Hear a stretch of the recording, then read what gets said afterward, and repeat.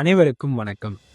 இந்த வீடியோல கள்ளக்குறிச்சி அரசு மருத்துவக் கல்லூரியின் சார்பாக மனிதநேயத்தை காக்கும் ரெட் கிராஸ் சொசைட்டி என அழைக்கக்கூடிய செஞ்சிலுவை சங்கத்துடைய முழு விவரத்தையும் பார்க்கலாம். ஒரு மனிதனிடம் நாடு, இனம், மொழி, நிறம் எவ்வளவோ வேறுபாடுகள் இருக்கலாம். ஆனா எல்லாருக்குமே உயிரின்றது சமம். அப்படிப்பட்ட அந்த உயிரை காக்க உருவாக்கப்பட்ட இயக்கம்தான் செஞ்சிலுவை சங்கம். ஒரு நாடு இன்னொரு நாடோடு போர் செய்யும் போது அதுல எல்லாரையும் காப்பாத்தினாதான் அவங்களுக்கு தேவையான விஷயத்த தர முடியும். அந்த சேவை மனப்பான்மையை அடிப்படையாக வச்சிருக்க அமைப்பு தான் இந்த ரெட் கிராஸ் சொசைட்டி. அப்படிப்பட்ட இந்த அமைப்பு எப்படி உருவானது அப்படின்னு பார்க்கலாம். 1828 மே 8 சுவிட்சர்லாந்து நாட்டுல பிறக்கிறாரு ஹென்றி டுனாண்ட். அவர் வளர்ந்து விவசாயம் பண்ணணும்னு நினைக்கிறாரு. அதுக்கு தேவையான தண்ணீர் வசதிக்காக பிரெஞ்சு நாட்டோட 3ஆம் நெப்போலியனை சந்திக்க ரொம்ப முயற்சி பண்றாரு. ஆனா அவரால் சந்திக்க இருந்தாலும் ஹென்றி டொனாண்ட் மறுபடியும் முயற்சி பண்றாரு.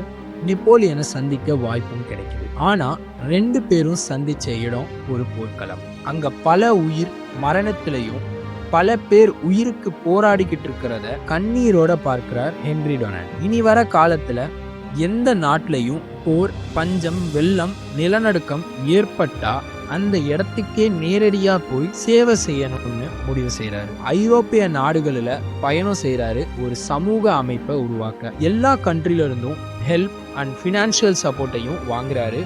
அவரோட முயற்சியால 1864 12 கண்ட்ரிஸ் ஓட சப்போர்ட்ல ஜெனிவா நகர்ல உலக செஞ்சிலுவை சங்கம், அதாவது இன்டர்நேஷனல் ரெட் கிராஸ் சொசைட்டி உருவாகுது.